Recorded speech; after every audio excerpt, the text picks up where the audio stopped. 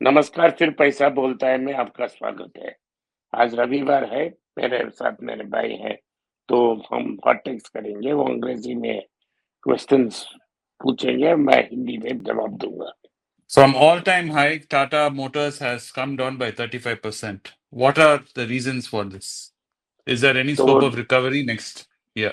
मैं 1 साल के लिए सोचता नहीं हूँ, मैं 10 साल के लिए सोचता हूँ। तो अगर 1 साल के बाद है, मुझे पता नहीं क्या होगा, शायद और नीचे आ सकता है। टाटा मोटर्स नीचे आने के कारण ये है कि पैसेंजर व्हीकल डिमांड इंडिया में कंप्लीटली सैचुरेट हुआ है, गिर रहा है। दूसरा चीज ये है कि कमर्शियल व्हीकल की डिमांड भी अच्छी नहीं है। तीसरी ये डिमांड है कि तीसरी कारण ये है, जैगवार लैंड रोवर की ट्रांजिशन के कारण कार्स में सेल्स कम हुई है। इन 3 कारणों ये शॉर्ट टर्म है, लेकिन अभी भी वैल्यूएशन बहुत अट्रैक्टिव है, लेस देन 10 टाइम्स अर्निंग्स है। दी इंडियन ऑपरेशंस जो है वो डेट फ्री है और अगले साल तक जेएलआरबी डेट फ्री हो जाएगा और जो फाइनेंस कंपनी का डेट था वो टाटा कैपिटल्स को ट्रांसफर हो जाएगा। सो टाटा मोटर एक डेट फ्री कंपनी होगा और अगले 6 महीने में अनेक लॉन्चेस आएंगे। उनका ये कहना है कि 2030 तक 30% ऑफ देयर उनका सेल्स ईवी व्हीकल्स होगा। जब वो पॉइंट आएगा, ये कंपनी वेरी वैल्यूएबल हो जाएगा। नेक्स्ट बड़ा ट्रिगर इस स्टॉक में ये है कि 2 कंपनी में बांट रहा है, एक कमर्शियल व्हीकल कंपनी और पैसेंजर व्हीकल कंपनी। जब ये 2 कंपनी हो जाएगा, जब वैल्यू अनलॉक हो जाएगा, तभी अनलॉकिंग ऑफ वैल्यू आ जाएगा। This coming year, 2025, are there any IPOs or prospective IPOs you seem to be excited about? मैं आईपीओ में इन्वेस्ट नहीं करूंगा, लेकिन मैं टाटा कैपिटल का आईपीओ एक्सपेक्ट कर रहा हूँ। सो टाटा कैपिटल का आईपीओ आएगा, लेकिन वो ओवर सब्सक्राइब होगा, ओवर वैल्यूड होगा, उसमें हम पार्टिसिपेट नहीं कर पाएंगे। What is the difference between bonus, splits, and rights? Bonus में क्या होता है कि कैपिटल अकाउंट डेबिट होता है और नंबर ऑफ रिजर्व से इक्विटी कैपिटल को ट्रांसफर होता है पैसा, और नंबर ऑफ शेयर्स, अगर 1:1 बोनस है, नंबर ऑफ शेयर्स डबल हो जाता है। अगर 1:2 बोनस है, 1/3 कैपिटल इंक्रीज होगा।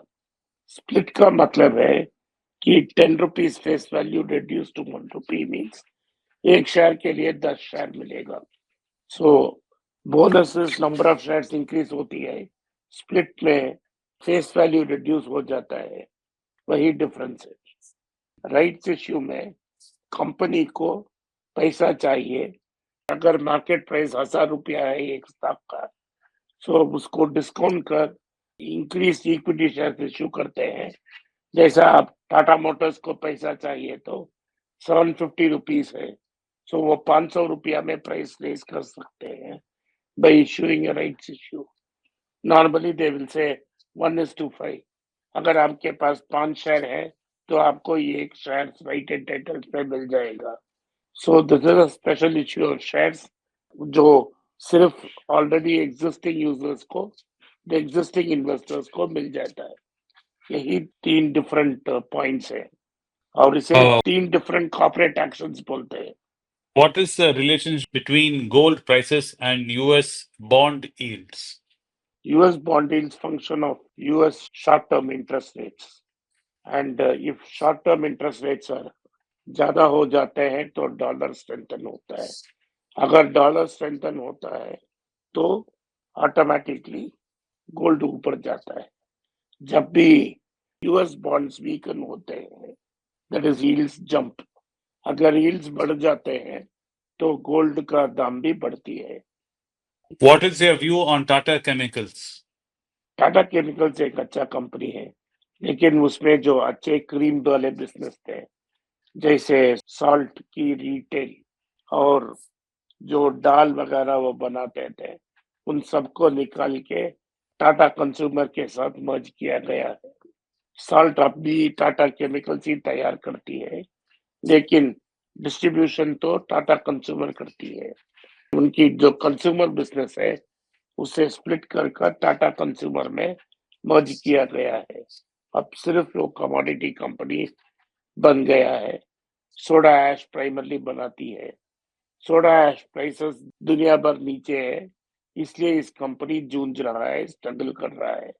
लेकिन मार्केट में इसका वैल्यूएशन थोड़ा ज्यादा है। इसका एक ही कारण है, क्योंकि उनके पास टाटा सन्स का शेयर्स है। तो लोग समझते हैं कि टाटा सन्स की पब्लिक इश्यू आएगी, इसके कारण टाटा केमिकल ऊपर जाएगी। लेकिन मेरा राय ये है कि टाटा सन्स का पब्लिक इश्यू नहीं आएगा, और स्लोली क्या हो जाएगा कि ये टाटा केमिकल्स का इंटरेस्ट दब जाएगा, और जब सोडा ऐश की साइक्लिकल प्रोग्रेस की तरफ टाटा केमिकल स्टॉक भी ऊपर नीचे जाएगा। What is your choice between Natco and Dr. Reddy? Because both are on the same price. Which one would you prefer and why? नाटको, आज के लिए नाटको, क्योंकि नाटको का पी बाई रेशियो कम है। दोनों डेट फ्री कंपनीज हैं और हमें किसी को भी कंसिडर कर सकते हैं, लेकिन नाटको की वैल्यूएशंस मोर अट्रैक्टिव है। Between IDFC and South Indian Bank and Karnataka Bank, which one do you think coming year will have a better year? मैं ज्योतिष नहीं हूँ, मैं बता नहीं सकता, लेकिन प्योरली वैल्यूएशन के तरफ से कर्नाटका बैंक सबसे बेहतर है। What is your view on the problem in microfinance? Do you think this coming year things will get sorted out? मैं नहीं जानता कि कब ये सॉर्ट आउट होगा। अगले 2 क्वार्टर में तो नहीं होगा। इसमें एक और बुरी खबर है, कल मैंने बताया था आप लोगों को, 1500 करोड़ का लोन को इंडसइंड बैंक राइट ऑफ कर उसे एआरसी कंपनी को बेचती है। एआरसी कंपनी को बेचने में कोई प्रॉब्लम नहीं है, लेकिन सिर्फ 85 करोड़ 85 करोड़ में बेच रहे हैं। तो उनका वैल्यूएशन ये है कि वो 1500 करोड़ जिसने उन्होंने राइट ऑफ कर दी, उसमें सिर्फ 85 करोड़ की रिकवरी होगी और 5% रिकवरी रेट है। इंडसइंड बैंक सर्वे हो जाएगा। क्या अदर जो छोटे छोटे माइक्रो फाइनेंस कंपनीज है वो सर्वाइव होंगे, ये $1 मिलियन क्वेश्चन है। मैंने आपको अनेक बार बोला है कि इंडिया में एक के शेप रिकवरी है, जहां जो अमीर और अपर मिडिल क्लास के लोग हैं वो और अमीर हो रहे हैं, और जो मिडिल क्लास और लोअर मिडिल क्लास है वो जूझ रहे हैं, और वो उनका परिस्थिति और मुश्किल हो जाएगा, क्योंकि इन्फ्लेशन जोर से आएगा वापस, क्योंकि रुपये की वैल्यूएशन डिवैल्यू हो रही है। तो इससे बहुत बड़ा प्रॉब्लम हो जाएगा। Will ITC hotels give Indian hotels competition in India? अभी तक नहीं, कल भी मैंने आईटीसी होटल्स में डिनर करने के लिए गया था। जो सर्विस की इफेक्ट है, जो सर्विस लेवल्स हैं, वो इंडियन होटल्स में बहुत ज्यादा बेटर है, स्पेशली लेगेसी होटल्स में। नए होटल्स के बारे में मैं जानता नहीं हूँ, लेकिन लेगेसी होटल्स में ताज की सर्विसेज 2-3 लेवल हायर है, आईटीसी की सर्विसेज उतनी लेवल नहीं है। 5 स्टार होटल्स में सर्विसेज की बहुत इंपॉर्टेंस है कि staff level how good is it. अभी तक आईटीसी होटल्स पीछे चल रही है, देखना यह है कि स्प्लिट के बाद कितना इम्प्रूव कर सकती है। मैं आपको ये साफ करना चाहता हूँ कि मैं कोई स्टॉक को रेकमेंड नहीं करता हूँ। आपसे एक मेरा गुजारिश है कि मुझे सुनने के बाद आप कोई स्टॉक को ना खरीदें ना सेल करें। मैं जो भी कर रहा हूँ एजुकेशनल पर्पस के लिए कर रहा हूँ। अगर आप कोई बड़ा डिसीजन ले रहे हैं, एक एक्सपर्ट से कंसल्ट करें। आपने इस पॉडकास्ट को सुना, इसके लिए मैं आपका आभारी हूँ। हो सके तो इस वीडियो को लाइक कीजिए, चैनल को सब्सक्राइब कीजिए और बेल नोटिफिकेशन दबाएं। इस वीडियो को अपने दोस्त रिश्तेदार के पास भेजें और उनको देखने की आग्रह करें।